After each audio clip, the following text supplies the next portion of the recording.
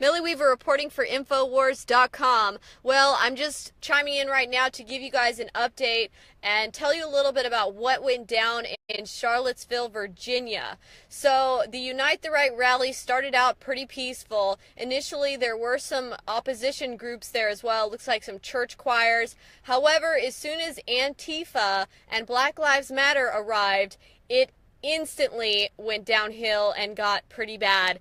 Antifa was they were the ones aggressing, most definitely. They were throwing things, pepper spraying, shouting, kill Nazis, we will destroy you, all kinds of things they were yelling at them. And for the most part, the Unite the Right rally attendees were trying to be peaceful. They didn't want their event to get shut down due to violence. And you could see that there were a bunch of corrals kind of surrounding their event where they were at, like blocking them in a square, essentially in front of the General Lee Confederate statue.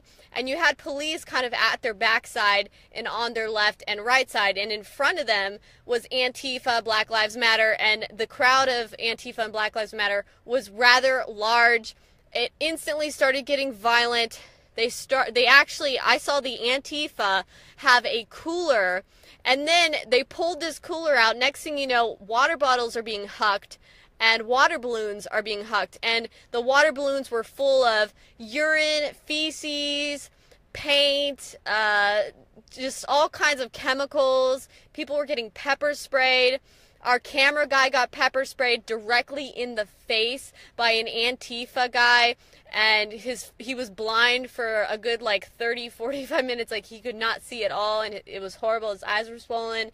Luckily, I wasn't near that when that went down. I got separated, and I was just kind of hanging out near the medic area and at the Unite the Right medic area, and there were so many people just completely drenched in pepper spray and chemicals and urine, and it was all coming from the Antifa side. They were literally hucking stuff into the crowd at the Unite the Right rally. And I went and I asked the police, I said, why aren't you guys doing anything? Why aren't you going and arresting the people that are being violent and attacking people out here that are just trying to exercise the First Amendment? Now, here's the reality, guys. You may not agree with everything that these people at the Unite the Rally stand for, but if you're an American and you believe in the Constitution and the First Amendment, they do have a right to peacefully assembly and to peacefully protest, and that's what they were doing for the most part.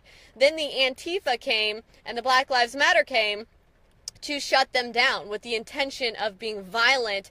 And they didn't believe in the First Amendment. They didn't believe these people should have a right to voice their opinions and whatnot. So that's why things got pretty bad and pretty violent. Now, I will say that definitely the police were standing down. I even asked one of the police officers, as to why you aren't doing anything. And they said that they were giving stand-down orders from the mayor. So essentially, this travesty, now that we've seen with somebody plowing through protesters with a vehicle, this is on the mayor's hands. This is on the police force's hands. They stood down. They didn't do anything. They could have de-escalated by getting in between both sides and saying, hey, we're going to make sure that, both of you guys are out here peacefully, exercising your First Amendment right. But they didn't do that. No, instead, actually, what the police did was they then declared that this was an unlawful assembly and actually told the Unite the Right rally people there that they were really backed up against the police because of the violent Antifa. They said, you guys have to leave or you guys are going to be arrested.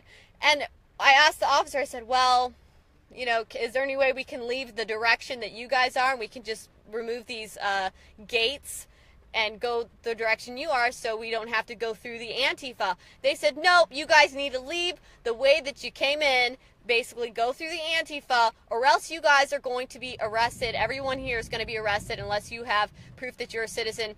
And so, proof that you're a resident of Charlottesville.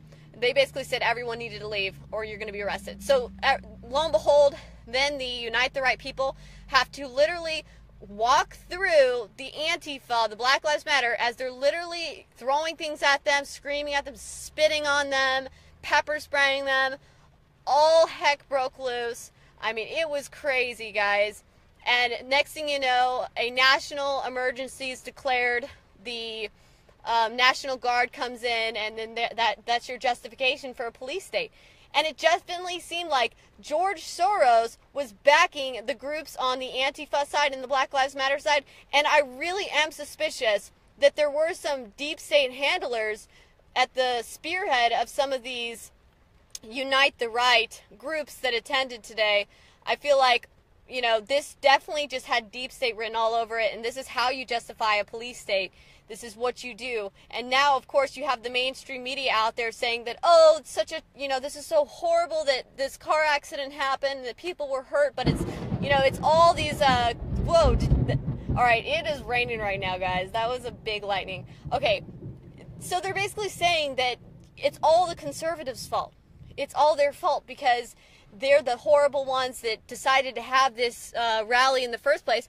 But they totally leave out Antifa, Black Lives Matter, the mayor's role in all of this, who's actually encouraging Black Lives Matter and these groups to come out and counter-protest and shut down the people who initially put on this event.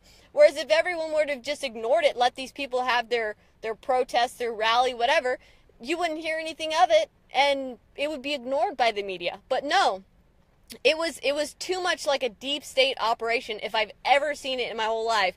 I saw people from both sides that looked like I've seen them before at several other rallies all across the United States. And I'm a reporter, so I'm going to these other rallies. But what are these people doing? Why are they going to these rallies? Who's paying them as paid protesters, paid provocateurs to attend all these other rallies across the nation? Is it George Soros by any means? I mean, give me a break, guys. This is what they want. They want a race war.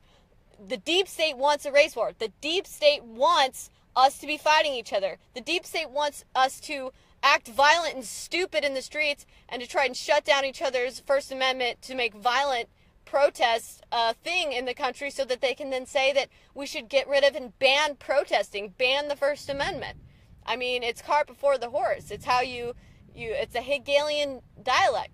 So, all in all, guys, from what I've seen, the mainstream media right now is making it out that these violent, white supremacist, racist, horrible, conservative people were out there and they were the bullies and they were the bad guys. And look, guys, I don't agree with these guys' opinions on everything. I have differing views, and we'll just put it at that. But all in all, that's not what happened, and I'm just going to be real with you guys. The Antifa were the ones out there being the bad guys. Literally, they were throwing things. They came ready. They had tear gas canisters that they were throwing and deploying on people. The police stood down. They didn't do anything. They just stood there, and I'm like, what the heck? They're like, sorry, we have orders from above. We can't do anything.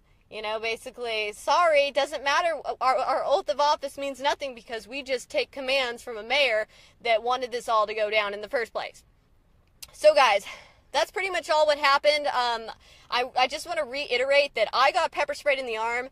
It was pretty bad. It was burning my arm for a little while, and it made my nose burn, my throat burn. Our camera guy got directly pepper sprayed in the face by an Antifa protester because he was interviewing and talking to an attendee there that said that they had witnessed or had evidence of these Antifa and Black Lives Matter groups being actually brought down there and paid for to go down there by George Soros funded and Ford Foundation groups. So then this Antifa got violence, tried to rip the camera out of his hand, rip the microphone, and then, lo and behold, pepper sprayed the guy. Even right now, our microphone, I'll show you right now, the microphone even has mace on it still. Give me a break. I mean, it's crazy. It was all-out war, guys. It was not fun. It was pretty scary. And I'm just going to say, we need to start speaking out because the side on the right is fascist. The side on the left is communist. And at the end of the day, we just want to support people's First Amendment right to protest, and we can't let a few people getting violent in the streets come in the way or even make us question whether or not we should still have the right to peaceful assembly and protest in this country.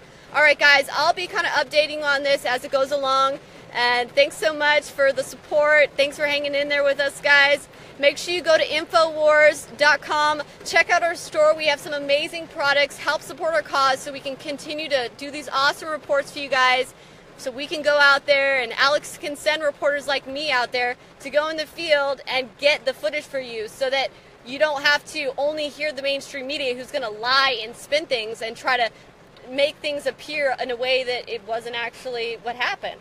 So make sure you check out InfoWarsStore.com, Infowars.com. This is Millie Weaver signing off for Infowars.com.